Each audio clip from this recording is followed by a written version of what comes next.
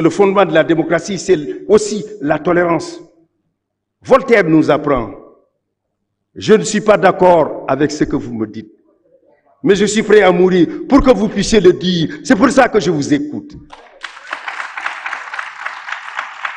Alors, parmi ces questions spécifiques, que de propos manifestement injurieux et inacceptables à l'endroit d'un homme d'État aux qualités exceptionnelles, le président de la République, Macky Sall.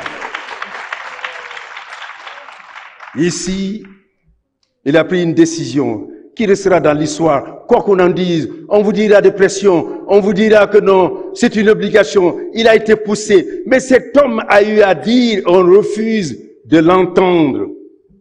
Ceux qui ont l'ouvrage, lisez-le. Je vous l'envoie. Le Sénégal au cœur. Je vous envoie à la page 157. Je vous renvoie à la page 165. Quand il venait en 2019, devant les Sénégalais, il a dit publiquement, je viens solliciter un autre mandat, mon dernier mandat. C'est le code d'honneur d'un homme d'État qui a respecté sa parole.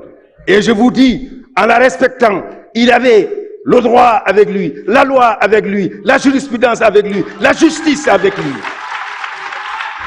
Parce que le Conseil constitutionnel a tranché cette question-là. Et il faudrait pouvoir le dire.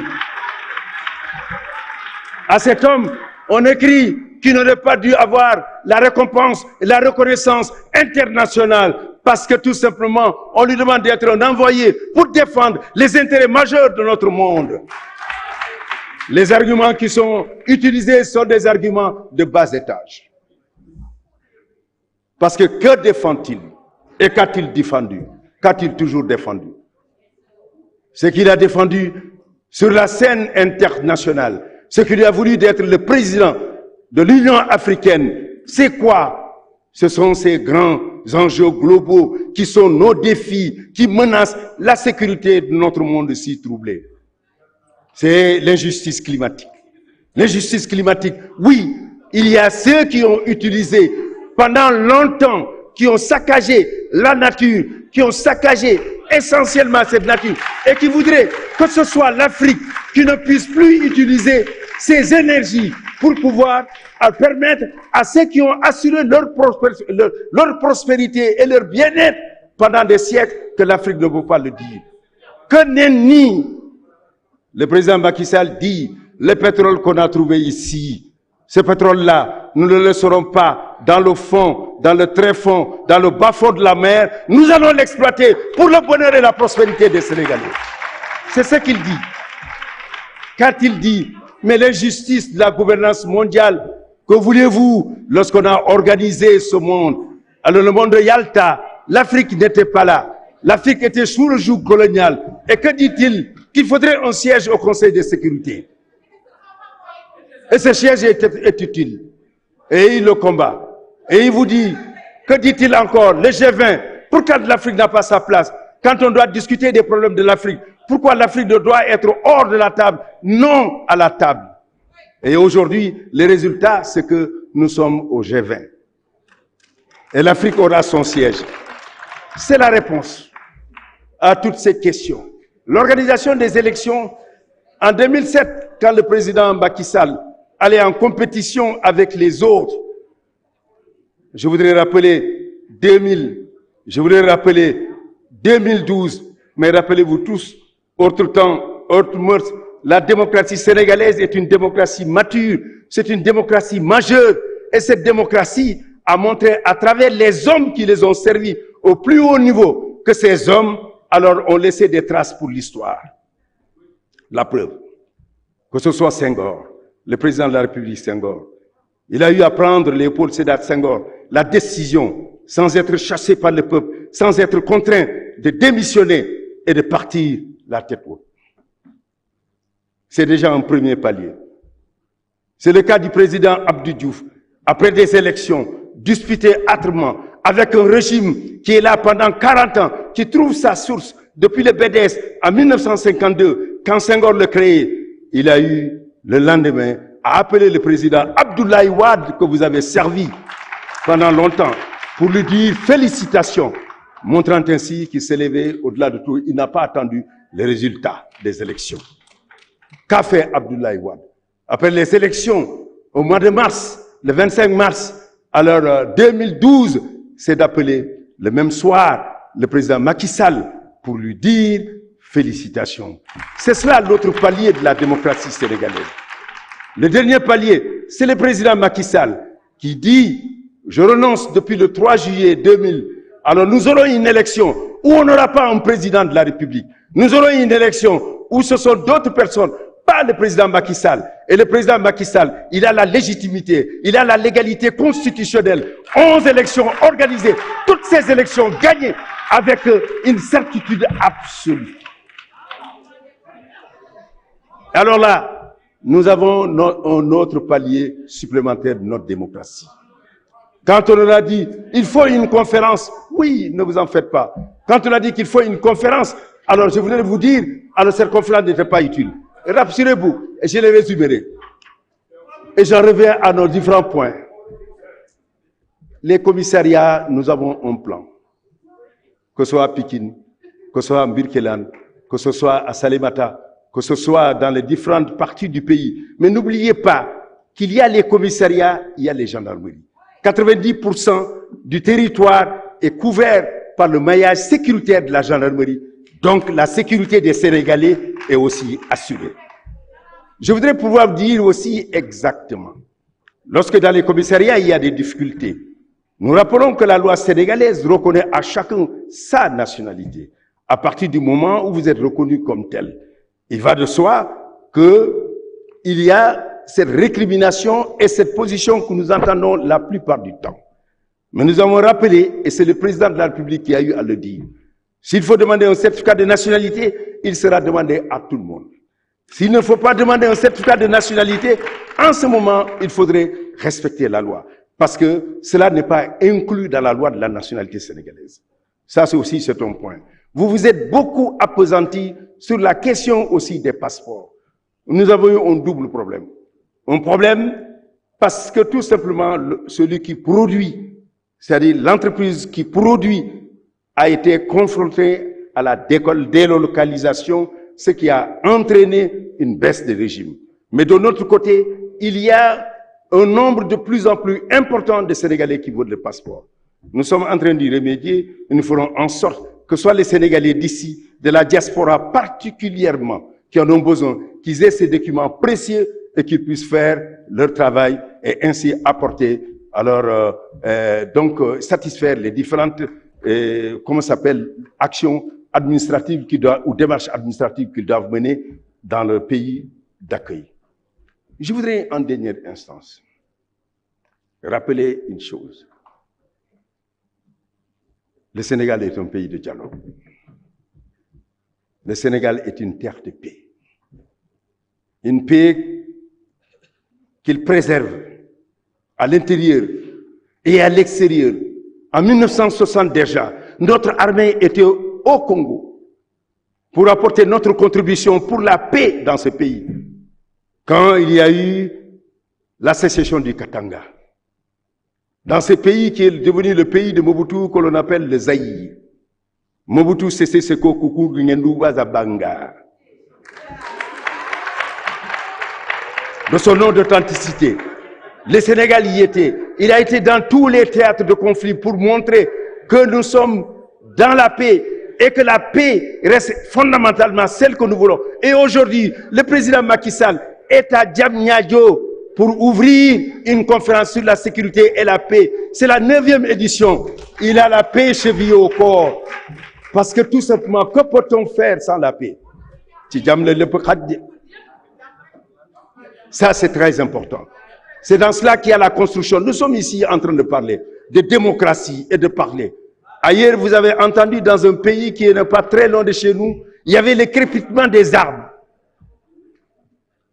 Mais nous nous réunissons ici parce qu'il y a une armée, parce qu'il y a une police, parce qu'il y a une gendarmerie, des gens qui font que ici, ceux qui sont là, puissent dormir, vaquer à leurs affaires, alors que eux, ils ne dorment pas matin, midi et soir pour assurer la sécurité. Sénégal, nee nañu ñaan moo téye Sénégal dëgg la lu wër la.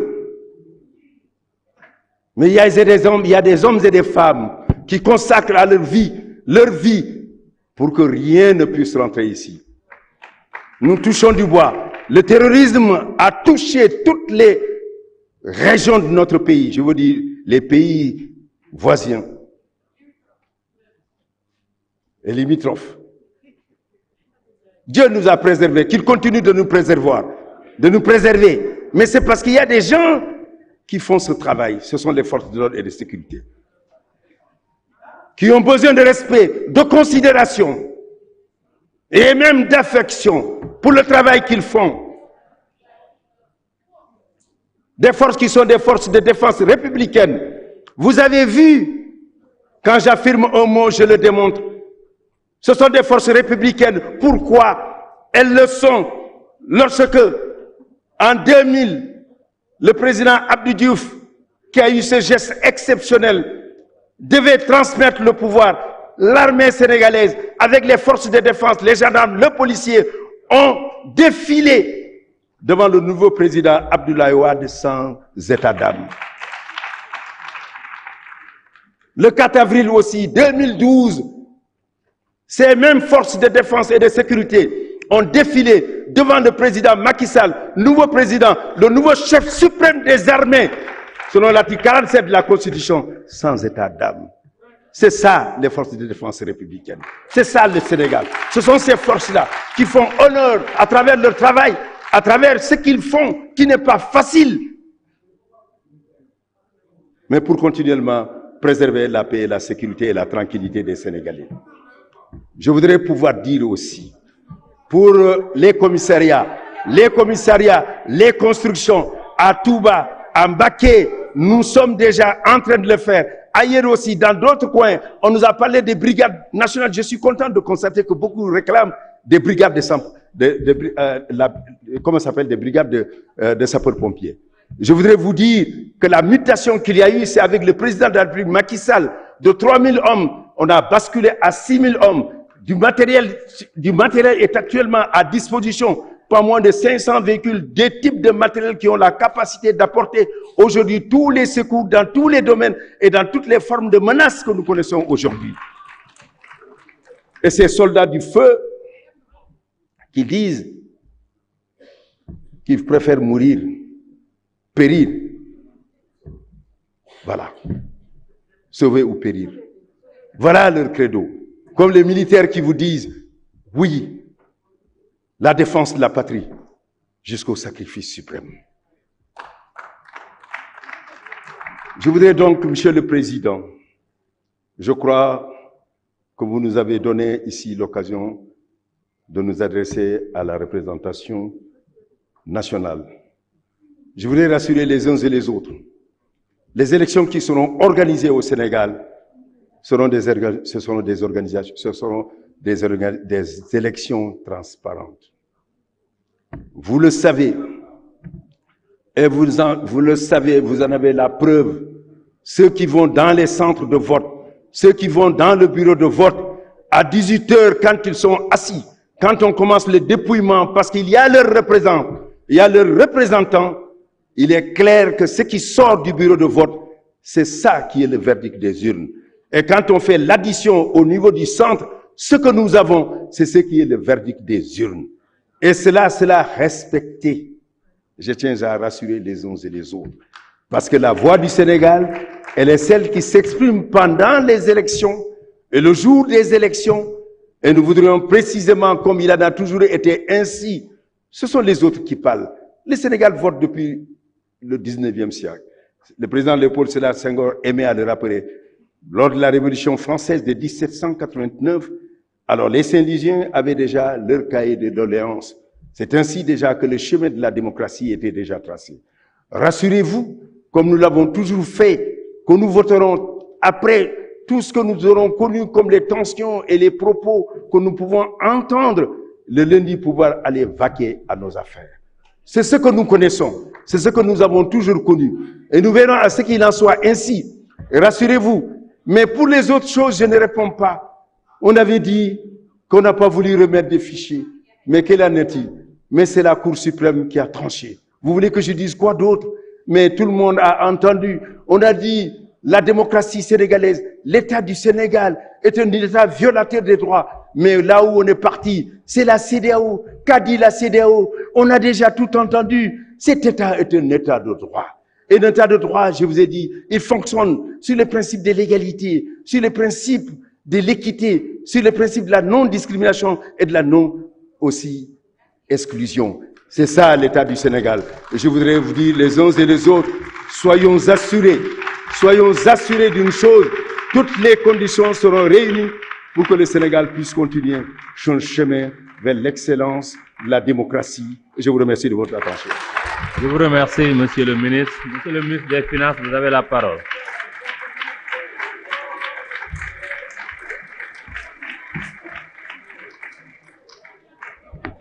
Voilà, Monsieur le Président de l'Assemblée nationale, honorables députés,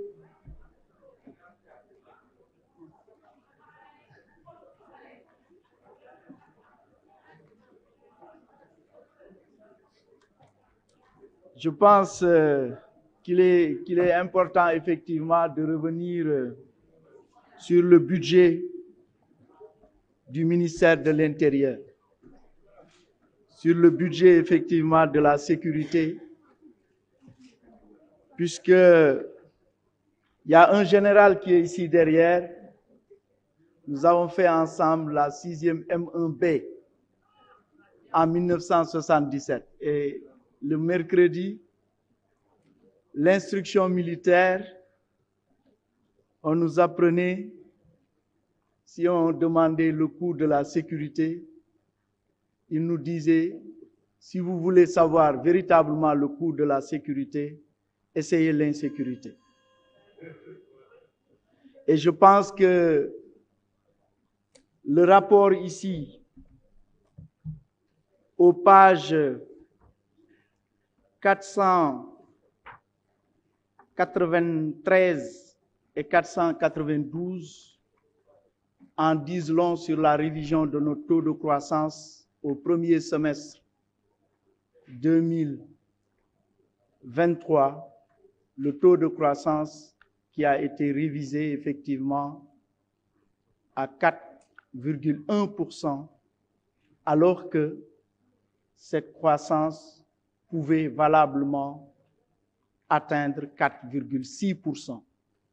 C'est compte tenu, on l'a expliqué dans le rapport, des tensions sociopolitiques qui sont à l'origine effectivement du repli d'un secteur important dans notre croissance, notamment le secteur tertiaire où il y a les magasins, il y a le transport et autres. C'est pourquoi, avec la sécurité, on n'en fait jamais assez. La sécurité, son budget a été multiplié quasiment par 4, de 48 milliards en 2012. Aujourd'hui, le budget du ministère que nous examinons de l'Intérieur s'établit à 197 milliards de francs CFA. C'est un budget important, mais également insuffisant, compte tenu de tous les enjeux sécuritaires et surtout de beaucoup de demandes qui ont été formulées ici et qui sont des demandes légitimes. J'y reviendrai. Donc, nous pouvons dire avec raison que ce budget, quoique important, est encore insuffisant. Il a beaucoup été question, effectivement, de l'administration territoriale, de l'état de délabrement des bâtiments à usage de bureaux de l'administration territoriale. C'est vrai, le programme de construction, de réhabilitation et d'équipement de l'administration territoriale prévu dans le budget 2024 dispose d'une allocation budgétaire de 700 millions de francs CFA, qu'il va falloir renforcer conformément aux directives de M. le Président de la République, son Excellence Macky Sall, parce qu'après les sphères ministérielles de Diamniadio, après les sphères administratives régionales que le Président de la République a fait initier, dont la première a été inaugurée à Kaffrine, la deuxième et la troisième ont démarré à Sédhiou et à Fatick. Effectivement, le Président a demandé la mise en œuvre d'un important programme de construction, de réhabilitation et d'équipement de l'administration territoriale. Donc ce message est entendu et des crédits substantiels seront accordés en cours de gestion pour renforcer le programme de construction. Il a été également aussi question des moyens des sapeurs-pompiers. L'honorable député Ibrahima Ndiaye en a parlé, l'honorable député Abomba Ketcham en a parlé, l'honorable député Alendao en a parlé, l'honorable député Sambadang en a parlé. Le chef de l'État a fait de la montée en puissance des sapeurs-pompiers une priorité. En plus des ressources internes de la Brigade nationale des sapeurs-pompiers, il y a un programme d'équipement des sapeurs-pompiers d'un montant de 100 milliards 275 millions. Ce programme est décaissé à date à hauteur de 43,4%, soit 34 milliards 839 millions. Et c'est ce qui a permis véritablement d'acquérir 354 véhicules et engins spéciaux, 125 motopompes et électropompes et 30 000 mètres de tuyaux. Sur les 53 casernes existantes, sachez que c'est sur la période 2012-2023 que les 50% ont été réalisés, c'est-à-dire 27 casernes. Et c'est sous ce magistère, effectivement, également, qu'il a été créé la première école nationale des sapeurs-pompiers, inaugurée en février dernier. Et puis, le dernier élément important pour toujours le renforcement des moyens des sapeurs-pompiers, c'est le renforcement substantiel des effectifs des sapeurs-pompiers. Et sur le budget, sur les prévisions budgétaires de 2024, le budget que nous sommes en train d'examiner présentement,